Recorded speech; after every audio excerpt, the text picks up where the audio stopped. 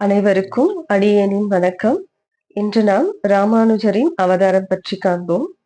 உலக சேமத்திற்காக எட்டெழுத்து நாமத்தை பரப்ப அவதரித்தவர் மகான் ஸ்ரீ ராமானுஜர். இவர் இந்த மண்ணில் பெற்றோர்களுக்கு மகனாக பிறக்கவில்லை, வையகத்துக்கு மகானாக பிறந்தார். வாய்மை குன்றிய மண்ணில் தூய்மை விளக்கை ஏற்ற வந்தவர். ஏற்றமும் மாற்றமும் இம்மண்ணில் உண்டாக இவரே காரணம். ஆழ்வார்களால் பாயிரம் பாடிய மண்ணில் 1000வது பிறந்த நாள் காணும் ஞாயிறுதான் இந்த மகான். ஆன்மீக வறட்சி இருந்த காலத்தில் தெய்வீக புரட்சி செய்ய 3 ஆச்சாரியர்கள் வந்தனர். அவர்கள் ஸ்ரீ ஆதிசங்கரர், ஸ்ரீ ராமானுஜர், ஸ்ரீமத்வர் என்பவர். இதில் ஞான ஒளி வீசும் ராமானுஜரின் திருநாமம் ஒவ்வொரு வைணவ வீட்டிலும் வெளிச்சம் தந்து கொண்டே இருக்கிறது. தொண்டை நாடு சான்றோருடைத்து என்று சொல்வார்கள். அந்த சான்றோர்கள் பிறந்த தொண்டை மண்டலத்தில் அமைந்துள்ள மிகச்சிறந்த நகரம் ஸ்ரீபெரும்புதூர். சென்னைக்கும் காஞ்சிபுரத்திற்கும் இடையில் அமைந்து இன்று தொழில் நகரமாக விளங்கும் இந்த ஸ்ரீபெரும்புதூரில்தான் உலகம் முழுவதும் போற்றும் ஆன்மீக நகரமாக மாற்ற இந்த மகான் அவதரித்தார். இந்த திவ்ய திருத்தலத்தில் ஆசூரி கேசவ சோமயாஜுலு மற்றும் காந்திமதி தம்பதிகள் வாழ்ந்து வந்தனர். வைணவ தர்மத்தை தங்கள் வாழ்வின் அறமாக்கி அவர்கள் பெருவாழ்வு வாழ்ந்து வந்தனர். திருவேங்கடமலையில் அந்த பகவானுக்கு தொண்டு புரிந்து வந்த பெரிய திருமலை நம்பி என்பவரின் உடன் பிறந்தவர்தான் காந்திமதி அம்மையார்.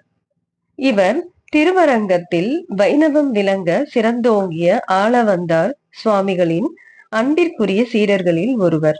இந்த திருமலை நம்பியின் உடன் பிறந்த சகோதரிதான் காந்திமதி. இந்த காந்திமதியின் தங்கையின் பெயர் ஸ்ரீதேவி என்பதாகும். மூத்தவரான காந்திமதி ஆசூரி கேசவருக்கு மனைவியானார்.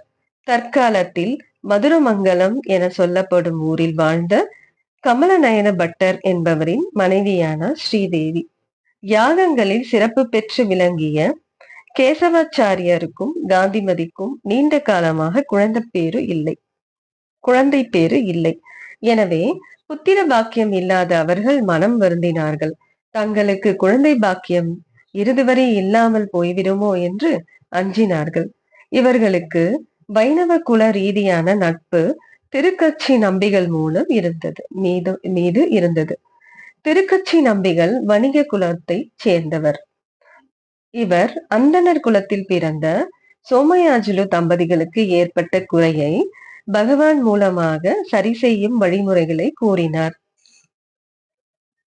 இந்த திருக்கட்சி நம்பிகள் பூவிருந்தவள்ளி என்னும் சிறந்த திருத்தலத்தில் அவதரித்த பெரியவர். பெருமாள் மீது தீவிர பக்தி கொண்டவர்.